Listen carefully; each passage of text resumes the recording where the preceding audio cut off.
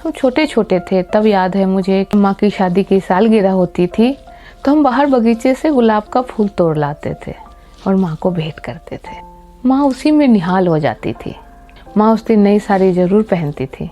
हाँ, सस्ते महंगे का कोई झंझट नहीं था, पर नई साड़ी पहन के आराम नहीं करती, न कहीं बाहर डिनर पर जाती। उस दिन वो और ज़्यादा काम में लगी रहती, ज़्यादा पूजा पाठ, रसोई में ज़्यादा तरह के पकवान, खीर पूरी सब्जी, सबकी अलग अलग फरमाइश। मतलब माँ के शादी की सालगिरह है तो वो बस सबकी मांगे पूरी करती रहे। माँ भी पूरे मन से लगी रहती सुबह से शाम तक, बिना शिकायत, अपनी थकान छुपाए। जब हम थोड़े बड़े हुए तो उनकी शादी की सालगिरह पे हम उन्हें चूड़ी बिंदी देना शुरू किए। पैसे या तो हम जमा करते या घर के किसी बड़े से मांग लेते। चूड़ी बिंदी से भी माँ उतना ही निहाल हो जाती। साड़ी किसी भी रंग की हो, चूड़ी वो हमारे लाल रंग वाली ही पहनती। मैचिंग से ज़्यादा प्यार मायने रखता, शायद इसलिए कि वो माँ थी। हमें माँ के साथ मनाने वाले दिनों में बस उनकी शादी की सालगिरह का ही पता था, पर एक दिन हमें उनके जन्मदिन का भी पता चला। हमें बड़ा आश्चर्य हुआ था कि माँ का भी जन्मदिन होता है। तब हम छोटे थे तो हमें पता नहीं था कि हर किसी का जन्मदिन होता है।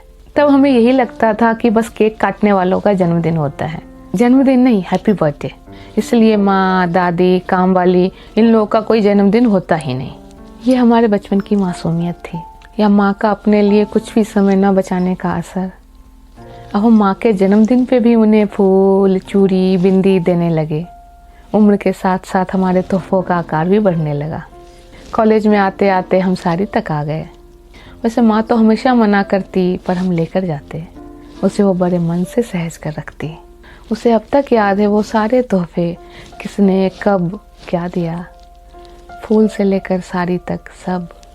माँ को सब याद रहता है। दादी के किस्से, नानी की कहानियाँ, बुआ की बातें, मौसी की सौगातें, सब। हमारी शरारतें, हमारी शिकायतें, कुछ भी कहाँ भूलती। हाँ, बस अपना ख्याल रखना भूल जाती है। अपनी दूध और दवाई भूल जाती है। माँ की सब याद रहता है। अभी कुछ साल से माँ के साथ मनाने वाले दिनों में एक और दिन जुड़ गया है। मुझे याद है एक बार जब बुआ ने दादी को हैप्पी मदर्स डे कहा था तो दादी उलझन में पड़ गई थी कि उनकी शादी तो सर्दियों में हुई थी, तो मैरिज डे अभी कैसे आ गया। दादी, माँ, ये लोग अभी भी मैरिज एनिवर्सरी को मैरिज डे ही कहती हैं। अब दादी परेशान कि उनकी शादी हुई सर्दी में और ये सालगिरह गर्मी में कैसे आ गया। तब हम बच्चों ने उन्हें समझाया कि ये मैरिज डे नहीं, मदर्स डे है, मतलब माँ का दिन। इस दिन माँ का खास ख्याल रखते हैं, उसे तोहफा देते हैं, बधाई देते हैं, उसके साथ समय बिताते हैं। उस दिन दादी के भोलेपन पर माँ भी मुस्कुरा गई, क्योंकि उसे मदर्स डे का दादी से पहले पता चल गया था। अब हम सब जब नौकरी करने लगे थे तो तोहफे ऑनलाइन ही जाने लगे। हमेशा की तरह माँ 4 मीठी गाली सुनाती और तोहफे सहेज कर नम आँखों से बड़ी वाली पेटी में रख देती। टीवी सीरियल के इस जमाने में हमसे पहले माँ को पता चल जाता है कि मदर्स डे इस बार कब आ रहा है। हाँ, अपना जन्मदिन भूल जाती है, क्योंकि कोई सीरियल वाला नहीं बताता ना। माँ को तोहफे का तो नहीं, पर फ़ोन का इंतज़ार रहता है। हैप्पी मदर्स डे सुनने का इंतज़ार रहता है।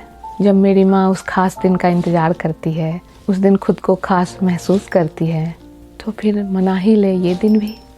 अब माँ फेसबुक भी देख लेती है, 1-2 इधर उधर लाइक कर आके। ऐसे ही घूमते घामते उन्हें मेरे या भैया के प्रोफाइल में अपनी फ़ोटो दिख जाती है तो अच्छा लगता है कि शहर में रह के भी बच्चों को गांव की माँ से दुनिया को मिलवाने में कोई परहेज नहीं। मैंने अपने अंदर के बुद्धिजीवी को लताड़ा, जो बार बार मुझसे ये कह रहा था कि माँ के लिए बस एक दिन क्यों, क्या मतलब है एक दिन के उत्सव का, एक दिन के प्रेम प्रदर्शन से क्या, फलाना ठिकाना पता नहीं क्या क्या। अरे माँ मेरी इससे खुश है तो क्या, देशी हो या विदेशी, जब सब दिन ही माँ का है तो फिर ये एक दिन क्यों नहीं। वैसे भी जन्मदिन और शादी की सालगिरह के अलावा एक और दिन जुड़ गया है मेरी माँ के साथ हमारा। हमें एक और दिन मिला है माँ के साथ मनाने के लिए, जो सिर्फ माँ के लिए है। अब जब मेरी बेटी स्कूल से कार्ड बना कर लाती है मदर्स डे पे और हैप्पी मदर्स डे कहती है, तो वो जो एहसास होता है वो बताता है कि माँ और बच्चे का संबंध भाषा, देश, काल सबसे ऊपर है, सबसे परे है। हैप्पी मदर्स डे माँ।